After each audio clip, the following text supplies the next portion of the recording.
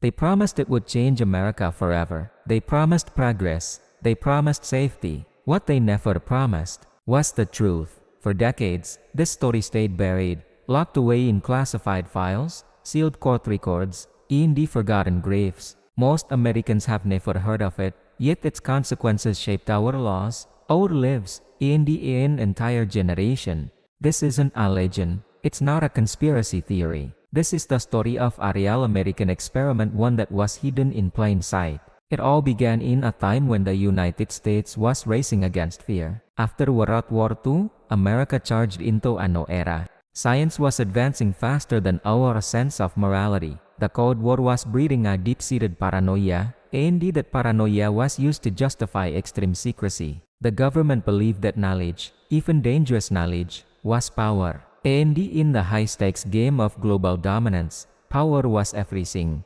Deep inside government laboratories, secure military facilities, and through quiet partnerships with prestigious universities, a series of experiments were approved that would never, ever pass an ethical review today. And who were the subjects? They were ordinary Americans, selected not because they volunteered, but because they were convenient. They were prisoners, patients in mental hospitals, residents of poor, forgotten communities. They were people who had been taught to trust authority, people who had no more reason to question a doctor or a man in a uniform. Some were told they were receiving a new treatment for an ailment. Others were told it was a standard, safe procedure. Men were told nothing at all. One of these programs, spread across multiple states, was quietly funded and quietly approved. On paper, its goal sounded almost scientific, almost benign, to study human response under extreme conditions. But the reality was far, far darker. Soon, the subjects began experiencing symptoms that no more doctor could explain. Mysterious skin burns that wouldn't heal, severe neurological damage that left them shaking and confused, complete psychological collapses. Some lost their ability to speak, others lost their memories entirely. A few never left the facilities alive. When frantic families started asking questions, they were met with a wall of silence. Medical records were altered to fit a different narrative. Death certificates were deliberately vague, listing common causes. Autopsies, if they were even performed, simply disappeared. For years, it was as if nothing had ever happened. The silence was absolute.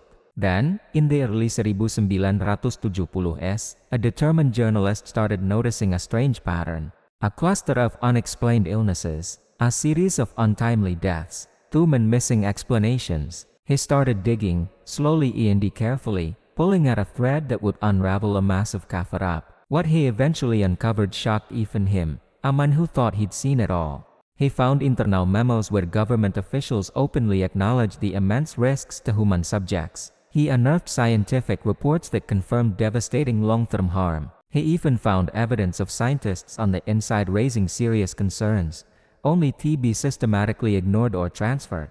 The funding just kept flowing. Why? Because stopping the project would mean admitting guilt. And admitting guilt would shatter the public's trust. The machine had to keep moving forward, no more matter the human cost. When the story finally broke, it wasn't some dramatic primetime announcement. It leaked out, piece by painful piece. It was fought in courtrooms, case by case. It was told by grieving families, one by one. The government eventually issued apologies, but they were quiet ones, buried in press releases. Some financial compensation followed, but only for a fraction of the victims. Men had already died. Men more were never officially acknowledged, their suffering erased from the official record.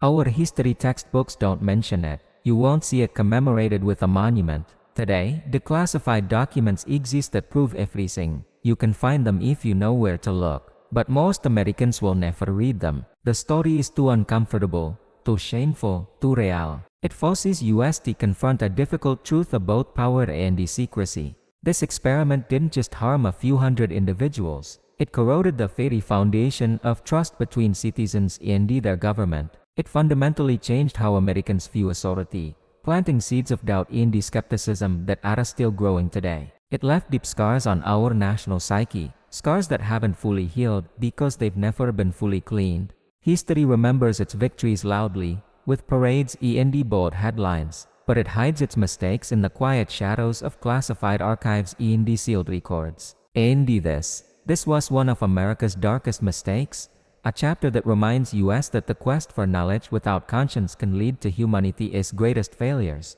Thank you for watching. If you found this story important, please like this video and subscribe for more hidden histories. Stay curious and never stop questioning.